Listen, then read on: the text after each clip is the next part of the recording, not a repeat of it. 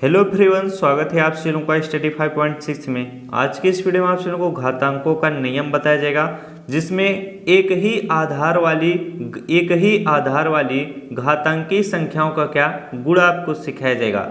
इसके बाद कल के वीडियो में आपको क्या भाग वाले नियम भी आपको बताए जाएंगे, तो एक एक करके आप सीखेंगे तो आपको अच्छे से समझ में आएगा। जैसे यहाँ पर देखिए प्रश्न है कि 2 को पावर 3 इंटू 2 को पावर 4 बराबर क्या होगा, यानी इसका मान क्या होगा।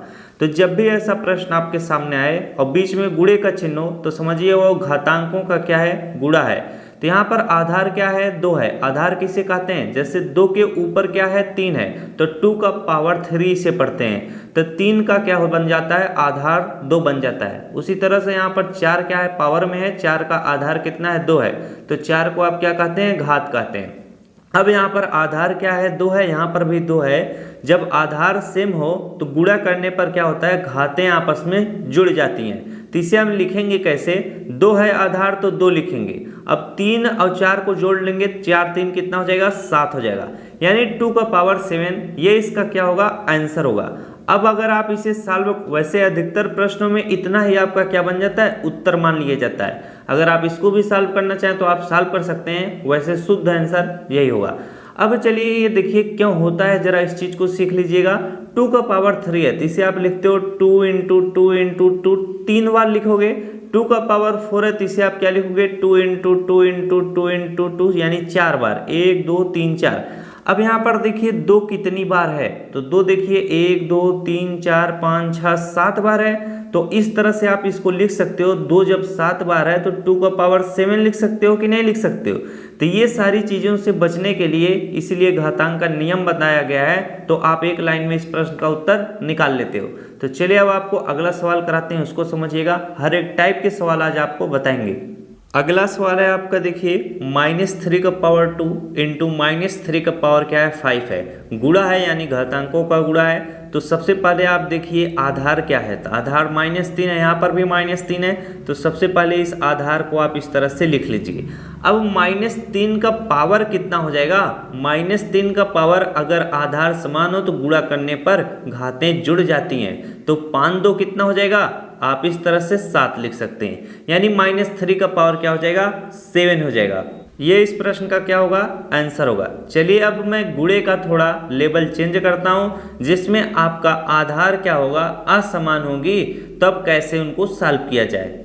अगला सवाल है आपका, देखिए तीसरा, 5/7 का पावर कितना है, 3 है, इंटू 3/4 का पावर कितना है, 3 है। अब आपका आधार क्या है, असमान है। यहाँ पर 5/7 है, यहाँ पर 3/4, लेकिन उनकी घातें क्या हैं, समान है। तो ऐसे प्रश्नों को कैसे सॉल्व करेंगे, तो ऐसे प्रश्नों को देखिए 5/7 है तो 5/7 आप लिखेंगे, गुणे 3/4 है तो गुणे आप क्या 3/4 इस तरह से लिखेंगे, ब्रैकेट बनाएंगे। इनका पावर कितना है, यानी घात क्या है, समान है। यहाँ पर भी 3 है, यहाँ पर भी 3 है, तो इसका पावर हम क्या कर देंगे, 3 कर देंगे। यही आपका क्या हो जाएगा, आंसर हो जाएगा। अगर इसको थोड़ा और आप सॉल्व करना चाहें तो 5 का गुणा कर लेंगे, कितना हो जाएगा, 15 हो जाएगा, बटे 7 चौक कितना हो जाएगा, 28 हो जाएगा। तो 15/28, अब पूरे का पावर क्या कर देंगे, 3 कर देंगे। ये आपका क्या हो जाएगा, आंसर हो जाएगा। अब कुछ बच्चों के दिमाग में आ रहा होगा, अगर आधार भी असमान हो, घातें भी असमान हो, तो उनको कैसे करेंगे, जरा इस चीज को सीखिएगा। अगला प्रश्न है, देखिए 3 का पावर 2 इंटू 5 को पावर 1 है। इसका आधार 3 है, इसका आधार 5 है, इसका घात 2 है, इसका घात 1 है, यानी सब कुछ क्या है, अलग है। जब ऐसा कंडीशन दिखेगा तो आपको छोटे छोटे प्रश्न दिए जाएंगे परीक्षा हाल में। तो 3 का पावर 2 है तो इसको इस तरह से सॉल्व किया जाएगा। 3 का पावर 2 है तो इसको 3 इंटू 3 लिखा जाएगा 2 बार। 5 का पावर 1 है तो इंटू इसे 5 लिखा जाएगा। अब आप इसे सॉल्व करेंगे, 3 त्रिका 9, 9 पच्चे कितना होगा, 45 होगा। ये फाइनली इस प्रश्न का क्या हो जाएगा, आंसर होगा। आई होप आप चैनल को काफी अच्छे तरीके से समझ में आया होगा। अब यहाँ पर देखिए एक बच्चा और ये प्रश्न पूछा था, उसे मैं बताना भी चाह रहा था। जैसे मान लीजिए अगर किसी भी संख्या यानी परिमेय संख्या का घात यानी पावर 0 हो तो उसको कैसे सॉल्व करेंगे। अब ये देखिए इस वीडियो का लास्ट प्रश्न है, काफी बेहतरीन प्रश्न है। यदि एक कोई शून्यक परिमेय संख्या हो, जैसे यहाँ पर मान लीजिए कोई भी आधार का जो घात है वो 0 हो, तो उसको कैसे सॉल्व करेंगे। मान लीजिए अगर आपसे कोई पूछ दिया कि 5 का पावर 0 है, इसको आप सॉल्व करिए, इसका मान क्या होगा। तो किसी भी परिमेय संख्या का मान अगर क्या हो 0 हो तो उसका मान क्या होता है 1 होता है। परिमेय संख्या किसे कहते हैं? जिसे हम p/q के रूप में लिख सकें, जहां पर q जो हो 0 के बराबर न हो। तो यहाँ पर 5 लिखा हुआ है तो इसे आप 5/1 भी लिख सकते हैं। इतनी बात समझ में आई? तो चलिए मैं शुरू से समझाता हूँ। 5 का पावर 0 है, इसका मान क्या होगा 1 होगा। यानी किसी भी अगर आधार का पावर 0 हो रहा है तो उसका मान क्या होगा 1 होगा।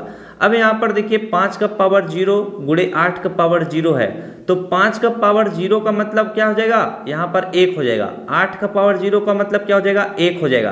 तो 1 गुणे 1 करेंगे तो इसका मान भी कितना आएगा? 1 आएगा। सीधी सी बात, जितना भी परिमेय संख्या लिखा रहेगा अगर उसका पावर 0 है तो उसका मान क्या होगा? 1 होगा। तो अगर आपको इतना बड़ा सवाल दे दिया जाए तो सॉल्व करने की आवश्यकता शायद नहीं होगी। इसका मान क्या होगा? 1 होगा। कैसे होगा इस चीज को जरा सीखिएगा।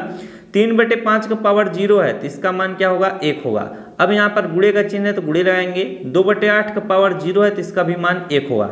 1 का गुणा 1 से साथ करेंगे कितना होगा? 1 होगा। ये इसका क्या होगा? आंसर होगा। तो आज के लिए बस इतना ही। मिलते हैं आपसे मुझसे कल के वीडियो में। यहाँ पर देखिए एक छोटा सा जानवर घूम रहा है, तो आप लोग क्या अगले वीडियो में आपको घातांकों का भाग पर आधारित नियम है कुछ, उसको सिखाया जाएगा।